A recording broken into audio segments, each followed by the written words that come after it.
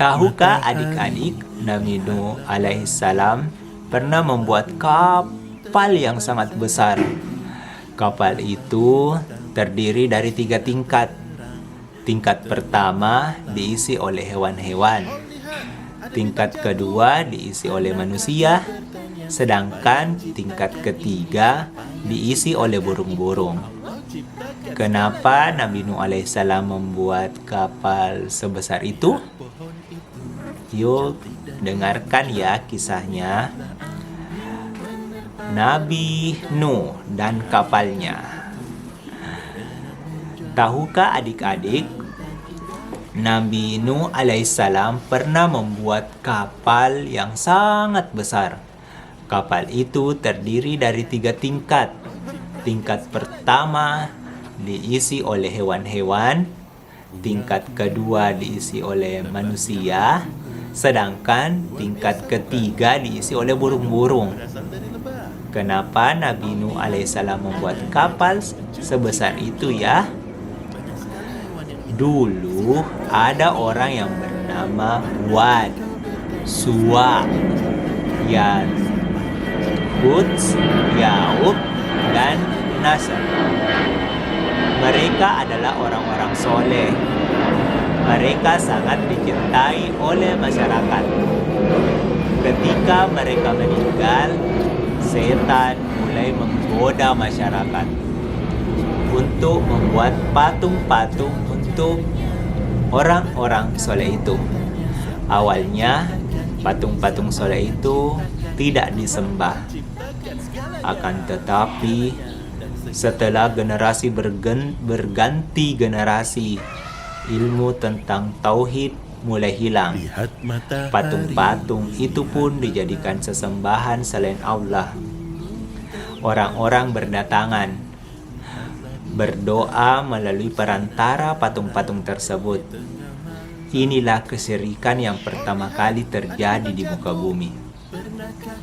Lalu Allah Ta'ala mengutus Nabi Nuh alaihissalam agar mereka kembali kepada tauhid. Allah Ta'ala ingin mereka meninggalkan sesembahan-sesembahan mereka selain Allah. Nabi Nuh alaihissalam menyeru mereka malam dan siang. Akan tetapi mereka tidak mau menerima nasihat Nabi Nuh itu. Mereka terus berbuat kesyirikan.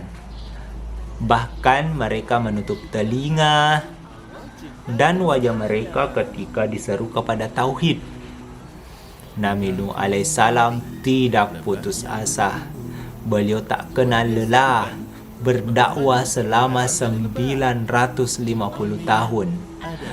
Akan tetapi kaumnya semakin memusuhi beliau. Akhirnya beliau pun mengadukan perbuatan kaumnya kepada Allah. Kemudian Allah memerintahkan Nabi Nuh alaihissalam untuk membuat kapal yang besar. Melihat hal itu, orang-orang kafir mengejek beliau. Akan tetapi, beliau tidak memperdulikannya. Setelah kapal tersebut selesai dibuat, Nabi Nuh alaihissalam menyuruh orang-orang beriman dan hewan-hewan naik ke atas kapal. Setelah beberapa saat, hujan lebat mulai turun. Lama-kelamaan, bumi mulai digenangi air. Banjir besar pun datang. Orang-orang kafir berlarian ke atas gunung.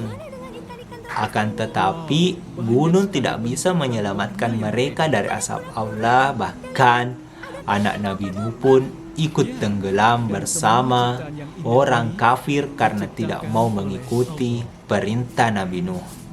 Sementara itu, Nabi Nuh alaihissalam, orang-orang beriman dan hewan-hewan selamat. Mereka terus berlayar hingga Allah memerintahkan hujan untuk berhenti. Bumi pun menelan air hingga air banjir tidak ada lagi. Kapal Nabi Nuh akhirnya mendarat. Beliau bersama orang-orang beriman memulai tinggal di tempat yang baru dengan tauhid. Mereka tidak mempersekutukan Allah dengan apapun. Ciptakan itu Allah ciptakan segalanya.